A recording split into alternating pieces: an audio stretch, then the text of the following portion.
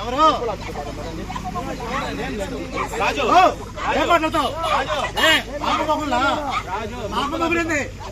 Municipal office municipal office ఏం లేదు.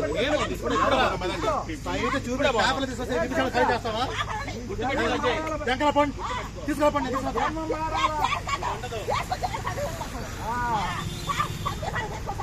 Okay తమ్మి కాడికి అప్ప భలే దొరికారు. అన్నా వద్దు ఊరుకో, పెద్ద మాట్లాడుకో. తమ్మికే చెప్తాను. మీరేమి చేయలేరు, మేమేమి చేయలేము. నాది ఇది ఇది నా స్థలంలో ఉంది, నాది. నువ్వు వచ్చినా కూడా నాది. చూడమ్మా మాట్లాడు మాట. నేను చెరుకు నర్సయ్యని, అడవిరాజపల్లి సంఘము. మా ఇళ్ళకి ఎదురుగానే మెయిన్ రోడ్డు ఉంది.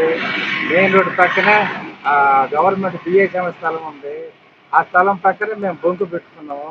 బొంకు పెట్టుకొని వ్యాపారం సాగిస్తున్నాము. ఈ బిఏసీఎం స్థలం వెనక పక్క రైతుల భూమి ఉంది, ప్లాట్లు పెట్టి. ఆ ప్లాట్లోని బిఏసీఎం స్థలం మాదాన్ని మా మీదకి మాటికి వచ్చి కొట్టడం, తెచ్చడం, కొబ్బరి తీయటం, పొలం పేరు దుద్దించడం, చండాలంగా మాట్లాడుతున్నారు. ఇది ఒకసారి కాదు, 2 సార్లు కాదు, దాదాపు జనవరి నుంచి జరుగుతుంది. జనవరి నుంచి మేము ఏండే ఉన్నాము. వస్తున్నారు, పోతున్నారు. మాకు రక్షణ కల్పించి మా సామాన్య అల్లపల్లాలను చేసి ఈరోజు ఏం జరిగింది చెప్పు. ఆడ మనిషిని కూడా కాల్చొద్దు అన్నాడు ఆ డాక్టర్ పేరు.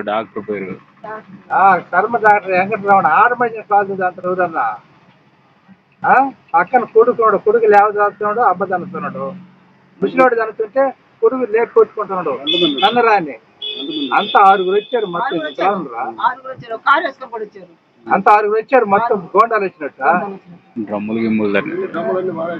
డ్రమ్ములని బారేసి నీళ్ళని పడగొట్టి బొంకంత పగలు కొట్టి సామానంత చేసి ఈ బొత్తులని ఇచ్చిన పార్కింగ్.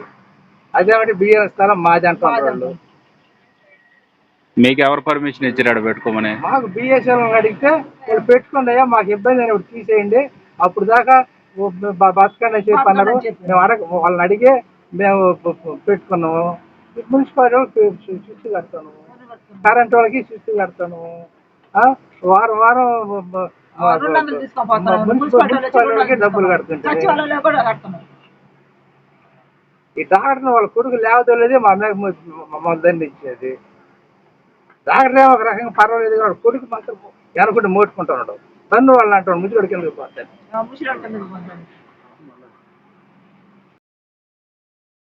మరి అమ్మ చెరుకు మేము బతకలేక రోడ్డు మీద గొంకు పెట్టుకున్నాము.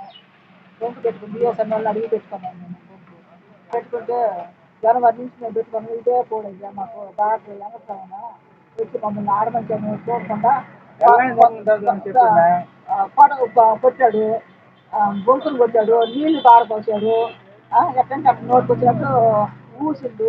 లేబర్ లంచా కొడుకులు ఇదే పని వీళ్ళకి, లేబర్ లంచా కొడుకులని ఇదే పని వీళ్ళకి అని చెప్పి తిప్పి అబ్బా కొడుకులు ఇద్దరు పైకి వచ్చారయ్యా. చెప్పచ్చు